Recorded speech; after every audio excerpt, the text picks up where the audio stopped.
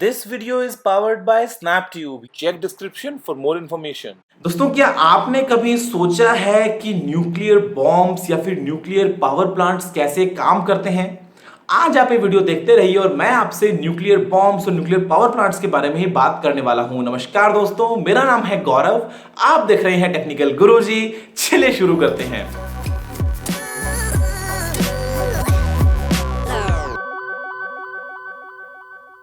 दोस्तों देखिए, अगर मैं आपसे बात करता हूं न्यूक्लियर पावर प्लांट्स वगैरह की, तो ये एक बहुत ही ज़्यादा कंट्रोवर्शियल टॉपिक है।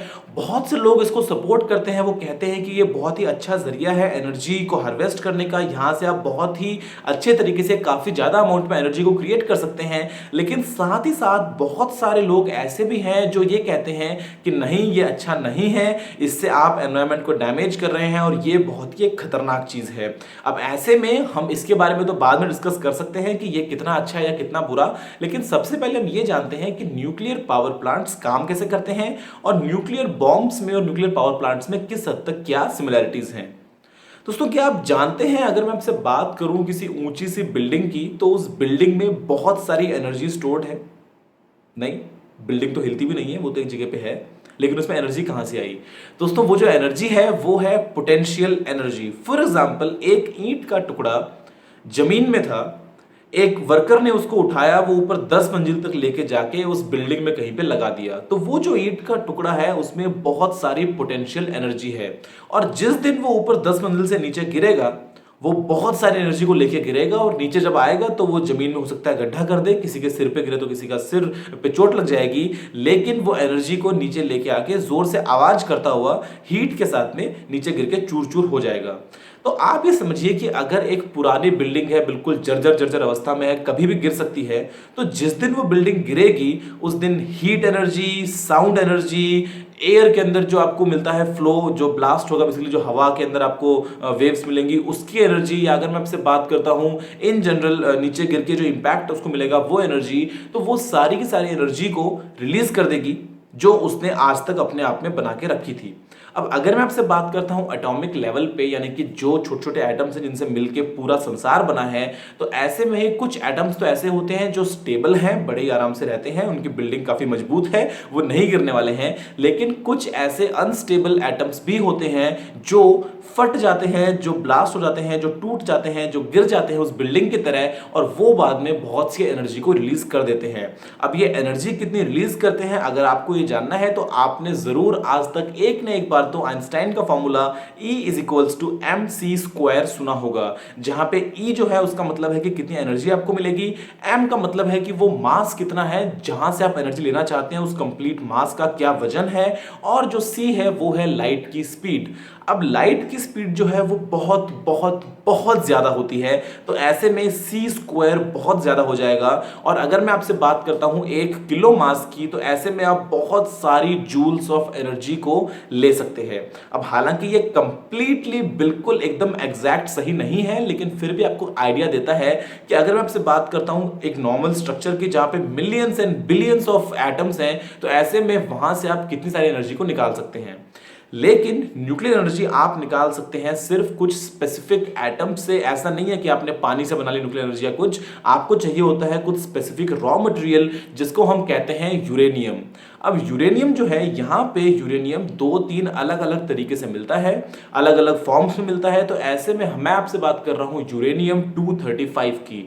यूरेनियम 235 जो होता है, वहां पे आपको मिलते हैं 92 प्रोटॉन्स और 143 न्यूट्रॉन्स, और ये उसके न्यूक्लियस के अंदर होते हैं। इलेक्ट्रॉन्स जो है वो तो बाहर की तरफ घूमते हैं एटम में, तो जो न्यूक्लियस है वहां पे आपको मिलते हैं 92 प्रोटॉन्स और 143 न्यूट्रॉन्स। ये एक स्टेबल स्ट्रक्चर है, यहां पे कुछ भी आपको दिक्कत नहीं है। लेकिन जैसे ही वहां पे एक न्यूट्रॉन एक्स्ट्रा आ गया, तो वहां पे बन जाएगा यूरेनियम 236 और वो बन जाएगा कंप्लीटली अनस्टेबल। अब जब वो अनस्टेबल बन जाएगा तो ऐसे में वो फटेगा 2 अलग अलग छोटे एटम्स में, जिसको हम कहेंगे एक का नाम है बेरियम, एक का नाम है क्रिप्टॉन, और वो साथ में 3 एक्स्ट्रा न्यूट्रॉन्स को रिलीज कर देता है। अब ये काम कैसे करता है, अगर मैं आपसे इसके बारे में बात करूं तो आप इमेजिन कीजिए कि आपके पास में बहुत सारे यूरेनियम के एटम्स हैं और मैं आपको बोलूं कि एक एक को फोड़ते जाओ फोड़ते जाओ फोड़ते जाओ तो आपको बहुत सारी एनर्जी मिल जाएगी। लेकिन ऐसे अगर हम करने बैठ गए तो हमें तो एनर्जी मिल जाएगी, लेकिन वो कितनी स्लो होगी और कितना मेहनत का काम होगा एक एक एटम को फोड़ना। तो ऐसे में हम चाहेंगे कि हमें मिल जाए कोई चेन रिएक्शन जो एक बार हम शुरू कर दें और वो बार बार आगे बढ़ती रहे बढ़ती रहे बढ़ती रहे और हमें खूब सारी एनर्जी आगे मिलती रहे मिलती रहे मिलती रहे। तो इसी के लिए होता क्या है, जैसे कि मैंने आपको बताया कि अगर आप ये एक यूरेनियम एटम में एक न्यूट्रॉन को थ्रो करते हैं, बम्बार्ड करते हैं बेसिकली, तो ऐसे में जब वो फटता है दो अलग अलग क्रिप्टॉन और बेरियम वाले छोटे एटम्स में, तो उसके अलावा वो 3 एक्स्ट्रा न्यूट्रॉन्स भी रिलीज करता है। वो 3 न्यूट्रॉन आगे जाके और टकराएंगे और ब्लास्ट होगा और टकराएंगे और ब्लास्ट होगा। तो ऐसे वो चेन रिएक्शन बढ़ती जाती है बहुत ज्यादा और आपको बहुत सारी एनर्जी मिल जाती है। अब अगर मैं आपसे बात करता हूं इसको कंट्रोल करने की, तो हम ऐसे में कंट्रोल कैसे करें, क्योंकि वो जो यूरेनियम है वो तो सारा ब्लास्ट हो के और जो हीट एनर्जी वो सारी निकाल देगा इतनी गर्मी। लेकिन हम उसको कंट्रोल करने के लिए दोस्तों यूज करते हैं कैडमियम और बोरॉन की रॉड्स का। तो जो आपका न्यूक्लियर रिएक्टर होता है वहां पे एक चेंबर होता है जिसके अंदर आप रखते हैं यूरेनियम फ्यूल को।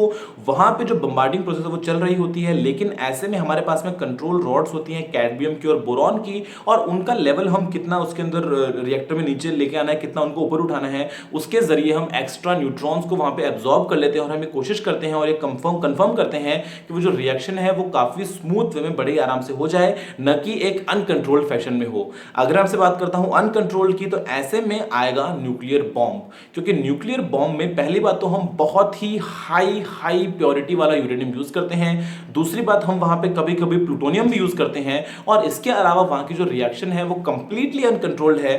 यानी कि एक बार हमने उसको एक्टिवेट कर दिया, डेटोनेट कर दिया, तो उसके बाद में जो ब्लास्ट होगा वो ऐसा होगा जिसको आप इमेजिन भी नहीं कर सकते, जिससे पूरा शहर का शहर, देश का देश तबाह हो सकता है। लेकिन क्योंकि न्यूक्लियर पावर प्लांट्स को हम काम में लेते हैं एक नॉर्मल स्टेडी लंबे समय तक चलने वाली एनर्जी के लिए, तो ऐसे में हम कंट्रोल करते रहते हैं। जो यूरेनियम होता है वो भी इतना प्योर नहीं होता है, वो भी उसमें काफी इंप्योरिटीज भी होती हैं, तो ऐसे में वहां पे मॉडरेटर्स को यूज करते हैं और उन मॉडरेटर्स की वजह से ही हम धीरे धीरे उस एनर्जी को रिलीज करते हैं। अब वो जो एनर्जी है वो हमको मिल गई हीट की वजह, हीट की फॉर्म में। अब उस हीट एनर्जी को हम बिजली में कैसे कन्वर्ट करेंगे, तो उसके आगे की जो प्रोसेस है वो तो बिल्कुल सेम है। अगर हम बात करते हैं नॉर्मल कोल से चलने वाले पावर प्लांट्स वगैरह की या थर्मल पावर प्लांट की, तो सेम कंसेप्ट है। वहां पे पानी का एक पाइप होगा, वो पानी गर्म हो जाएगा, एक हीट एक्सचेंजर के जरिए वो दूसरे पानी के पाइप को भी, उसका जो पानी उसको भी गर्म कर देगा, उससे स्टीम बनेगी, स्टीम से टरबाइन घूमेगी, टरबाइन से जनरेटर घूमेगा और जनरेटर घूमने से आगे आपको बिजली मिल जाएगी।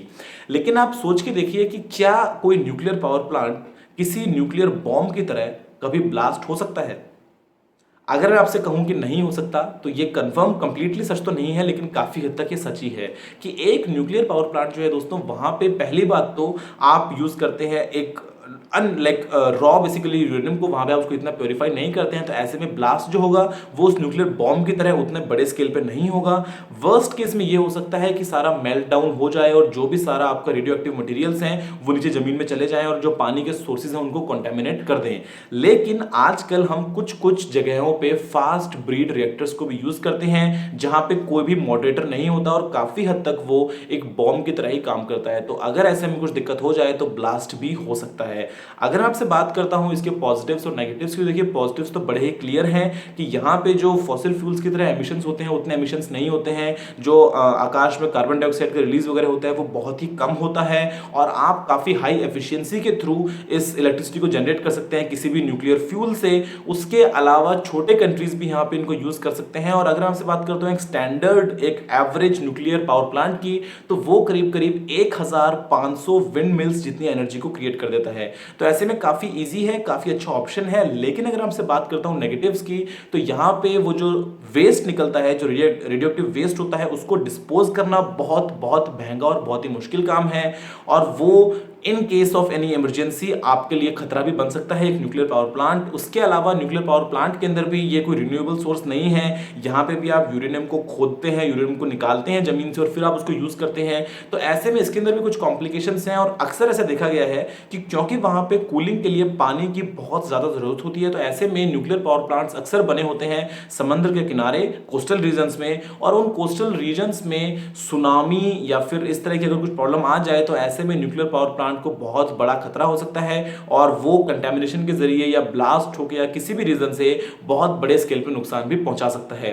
दोस्तों आप मुझे बताइए नीचे कमेंट्स में कि आपको ये वीडियो कैसा लगा। अगर आपको कोई और सवाल सुझाव हो न्यूक्लियर पावर प्लांट्स या न्यूक्लियर बॉम्ब्स के बारे में तो वो भी आप नीचे बताइएगा। और अगर आप बताना चाहते हैं अपनी राय कि आप न्यूक्लियर पावर प्लांट्स को फेवर करते हैं या उनको कहते हैं कि बाय बाय चले जाओ, हमको तो पवन चक्की चलानी है और विंडमिल या सोलर एनर्जी यूज करनी है, तो आप अपनी राय नीचे बताइएगा और मैं आपके कमेंट्स पढ़ के बहुत ही अच्छे से जान पाऊंगा कि आपके मन में क्या चल रहा है। अगर आपका कोई और सवाल या सुझाव हो तो भी मुझे कमेंट जरूर कीजिएगा। अगर आपने अभी तक इस वीडियो को लाइक या शेयर नहीं किया है तो इस चैनल को सब्सक्राइब करने के साथ साथ इस वीडियो को लाइक और शेयर भी कर दीजिए, क्योंकि मैं आपके लिए रोजाना यहाँ पे इसी तरह की टेक वीडियोस लेके आता रहता हूँ। फिलहाल के लिए इतना ही दोस्तों, जय हिंद, वंदे मातरम।